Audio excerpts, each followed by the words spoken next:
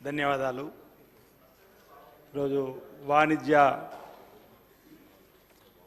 పన్నులకు శాఖకు సంబంధించినటువంటి అంశంపైన చర్చకు అవకాశం ఇచ్చినందుకు మీ అందరికీ మీకు ముందుగా ధన్యవాదాలు తెలియజేస్తూ, గత ప్రభుత్వ హయాంలో రాష్ట్రంలో వాణిజ్య శాఖకు సంబంధించినటువంటి అంశంపైన సరైన శ్రద్ధ పెట్టకపోవడం వల్ల కొందరు డీలర్లు రాష్ట్రానికి రావాల్సినటువంటి రెవెన్యూను రాకుండా చేసినటువంటి అంశాన్ని ఒకసారి ఈ సందర్భంగా గుర్తు చేస్తూ, ప్రధానంగా ఇతర రాష్ట్రాల డీలర్తోటి కుమ్ముక్కై మన రాష్ట్రానికి రావాల్సినటువంటి న్యాయమైనటువంటి రెవెన్యూను రాకుండా చేసినటువంటి అంశంపైన కాంగ్రెస్ పార్టీ ప్రభుత్వం అధికారం రాగానే గౌరవ ముఖ్యమంత్రి రేవంత్ రెడ్డి గారు, వాణిజ్య పన్నుల శాఖ మార్చులు మంత్రివర్గం అంతా కూడా ఈ రాష్ట్రంలో ఆదాయ వనరుల ద్వారా ఓవైపు ఈ రాష్ట్రం అప్పుల కుప్ప రాష్ట్రంగా మారి రాష్ట్రంలో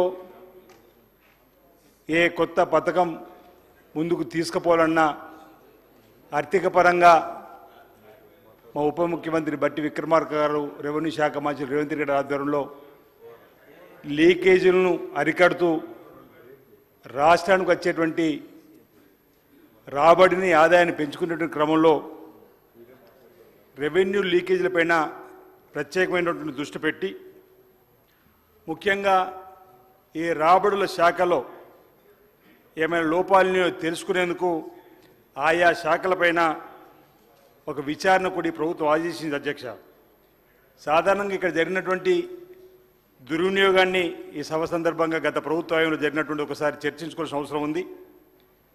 సాధారణంగా ఒక రాష్ట్రంలోని డీలరు మరో రాష్ట్రం డీలర్లకు ఏదైనా వస్తువు నమ్మినప్పుడు ఈ వస్తువులపైన ఐజీఎస్టీని కేంద్ర ప్రభుత్వం వసూలు చేసి ఈ రెండు రాష్ట్రాలు కూడా చెరో 50% పంపిణీ చేయాల్సినటువంటి పరిస్థితి.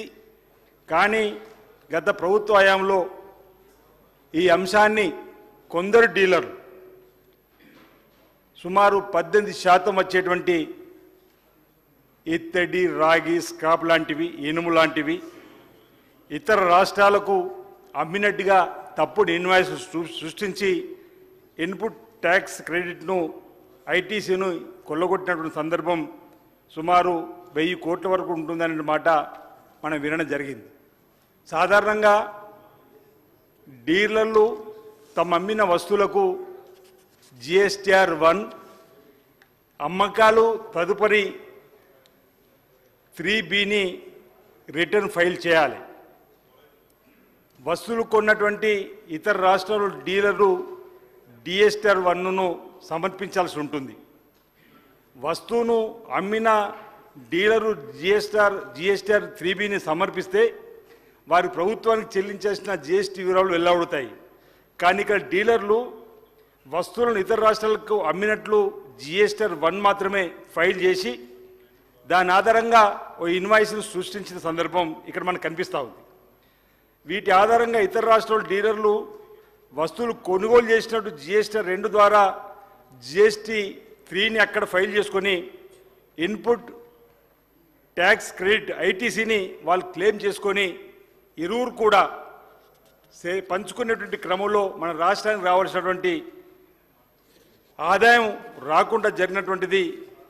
ఇక డీలర్లు ఒకవేళ మన దగ్గర 3B సమర్పించినట్టయితే ఇరు రాష్ట్రాలకు సంబంధించినటువంటి క్రయ విక్రయాలపైన మన రాష్ట్రానికి రాబడి వస్తుండే. కానీ ఇక్కడ జరిగిన మోసం ఏంటంటే గత ప్రభుత్వ హయాంలో వాళ్ళు పట్టించుకోకపోవడం వల్ల అసలు భౌతికంగా ఒక వస్తువు ఈ రాష్ట్రం నుంచి ఇతర రాష్ట్రం రవాణా జరగకుండానే బిల్ ట్రేడింగ్ జరిగి వస్తువు ఇక్కడి నుంచి మరో రాష్ట్రానికి వెళ్ళలేదు, కానీ కేవలం బిల్ ట్రేడింగ్ జరిగి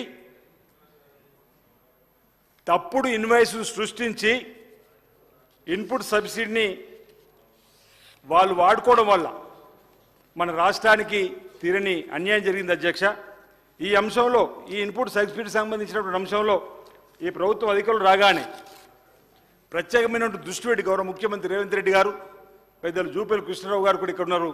వీరు ప్రత్యేకమైన దృష్టిని పెట్టి మన రాష్ట్రానికి రావాల్సినటువంటి ఆదాయం ఎక్కడెక్కడ లీకేజ్ దృష్టి పెట్టినప్పుడు కొన్ని వందల డీలర్లకు సంబంధించినటువంటి కంపెనీలు నకిలీవని తేలి వాటిపైన చర్యలు తీసుకోవాలని చెప్పని దృష్టి పెట్టినప్పుడు సుమారు 74 కేసుల్లో 1000 కోట్లకు పైగా నష్టం జరిగినట్టుగా ఈ ప్రభుత్వం గుర్తించింది అధ్యక్ష.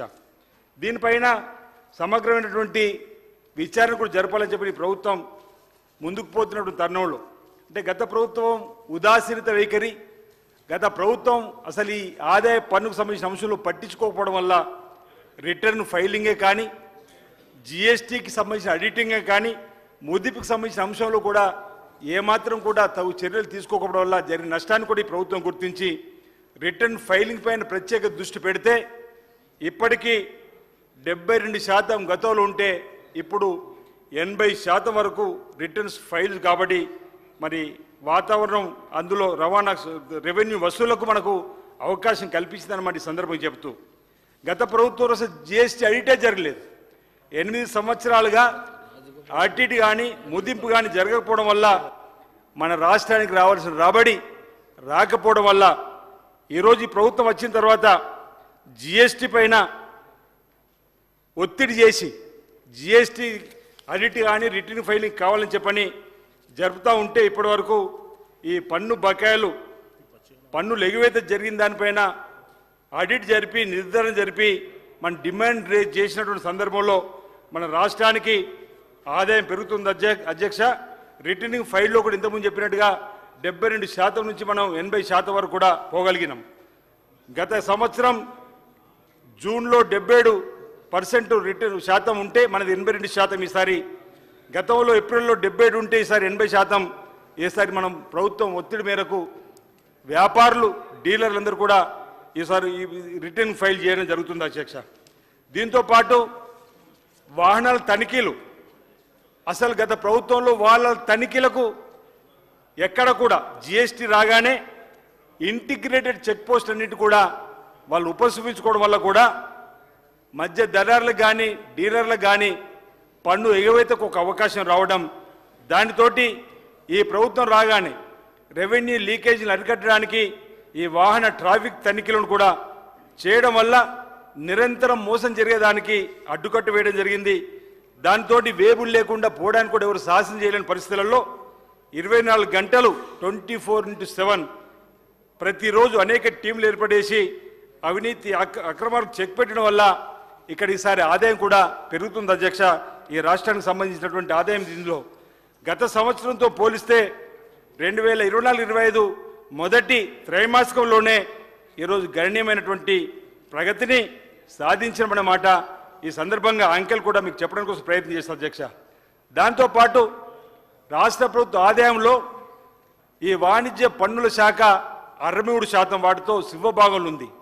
ఈ ఆర్థిక సంవత్సరం 85,112 కోట్ల వ్యయంతో ముందుకు పోవడానికి లక్ష్య సాధన చేసుకొని ఈ ప్రభుత్వం ముందుకు పోతున్నటువంటి తరుణంలో ఈ రాష్ట్ర ప్రభుత్వం గౌరవ ముఖ్యమంత్రి గారు కానీ ఇక వాణిజ్య పన్నుల శాఖ మాది తీసుకున్న నిర్ణయంతో గత 3 మాసాల్లో మొదటి 3 మాసాల్లో 1,100 కోట్ల రూపాయలు ఆదాయం కూడా సమకూర్చడం జరిగిందన్నమాట. గత ప్రభుత్వానికి ఈ ప్రభుత్వం తేడాలో అదే రిటర్నులకు సంబంధించి కూడా గత ప్రభుత్వ హయాంలో 68% మాత్రమే రిటర్నులు దాఖలు అయితే ఈ ప్రభుత్వం ఇప్పటికీ 82%కు పెరిగింది. ఏప్రిల్ 20 నెలలో ఒకటే నెలలో రికార్డు స్థాయిలో 4,045 ఈరోజు జిఎస్టీ ఆదాయం కూడా రావడం జరిగింది. అంటే ఆడంబరాలకు పోకుండా ఈ రాష్ట్ర ప్రభుత్వం పేద ప్రజల సంపదను మళ్ళీ తిరిగి ప్రజలకు అందించడంలో లక్ష్యంగా చేసేటువంటి కార్యక్రమంలో భాగంగా ఈ నిర్ణయం తీసుకోవడం వల్ల మొన్న ఏప్రిల్ 1 నెలలోనే 4,045 కోట్ల రూపాయల జిఎస్టీ ఆదాయం కూడా రావడం జరిగిందన్నమాట. ఈ సందర్భంగా ఈ సభ ద్వారా మీకు దృష్టికి తీసుకుని వస్తూ గత ప్రభుత్వంలో ఏదైతే ఆదాయాన్ని గండికొట్టి జరిగినటువంటి కార్యక్రమాలను అక్రమాలు గుర్తించి దిద్దుబాటు చర్యకుడి రాష్ట్ర ప్రభుత్వం సరైనటువంటి నిర్ణయం తీసుకొని ముందుకు పోతుందనేటువంటి మాట ఈ సందర్భంగా మీకు తెలియజేస్తా అధ్యక్ష. జిఎస్టీ అమలు మొదలైన నాటి నుండి కూడా తనిఖీలు, ఆడిట్లు మరియు అసైన్మెంట్ వంటి చేపట్టుకోవడం వల్ల కూడా పన్ను ఎగవేతలు గుర్తించే విధానం నిర్వీణమైపోయింది. ఓ మాడ్యూల్ ఏదైతే మన ఐజీఎస్టీకి సంబంధించినటువంటి కేంద్ర ప్రభుత్వం వసూలు చేసి జిఎస్టీ అది మన మధ్య నుంచి వచ్చేటువంటిది. దానిలో ఈ రెండు రాష్ట్రాల మధ్య ఐజీఎస్టీకి సంబంధించి కేంద్ర ప్రభుత్వం వసూలు చేసి మన రాష్ట్రానికి 50%, ఆ రాష్ట్రానికి 50% ఇచ్చేటువంటి లావాదేవీలకు సంబంధించిన ఐజీఎస్టీ సంబంధించినటువంటి జిఎస్టీఆర్ బి సమర్పించారా లేదా తెలుసుకోవడానికి ఉండేటువంటి మాడ్యూల్ కూడా గత ప్రభుత్వంలో లేకపోవడం వల్ల అక్రమార్కులు ఇదే ఆసరగా చేసుకొని ఈరోజు అవినీతి అక్రమాలకు తెరలేపిన మాటని సందర్భంగా తెలియజేస్తూ దానికి దృష్టిలో పెట్టుకొని ఈరోజు జిఎస్టీ రిజిస్ట్రేషన్ తీసుకొని మోసగిస్తున్నటువంటి వారిని గుర్తిస్తే 1,048 కోట్లు ఈరోజు మన గత ప్రభుత్వంలో రాకుండా ఉన్నటువంటిది కూడా ఈ ప్రభుత్వం గుర్తించే అధ్యక్ష. త్వరలోనే తప్పనిసరి ప్రభుత్వం వారిపై తగు చర్యలు తీసుకొని ఆ రెవెన్యూని రావడానికి కోసం కూడా ఈరోజు ప్రయత్నం చేస్తున్నమాట. గత ప్రభుత్వ హయాంలో ప్రధానంగా ఇన్ఫర్మేషన్ టెక్నాలజీని తప్పు తోవలో వాడుకొని కొంతమంది స్వలాభానికి డాటా మాస్కింగ్ చేయడం కూడా జరిగింది. దీన్ని కనుక్కొని ఇప్పుడు ప్రభుత్వం చట్టపరంగా కఠిన చర్యలు తీసుకోవడానికి కోసం ఇన్వెస్టిగేషన్ మొదలుపెట్టడం జరిగింది. ఇవన్నీ చర్యల వల్ల ఈ 23-24లో 19% హెచ్జిఎస్టీ రాబడిలో వృద్ధి సాధించడం కూడా జరిగింది అధ్యక్ష.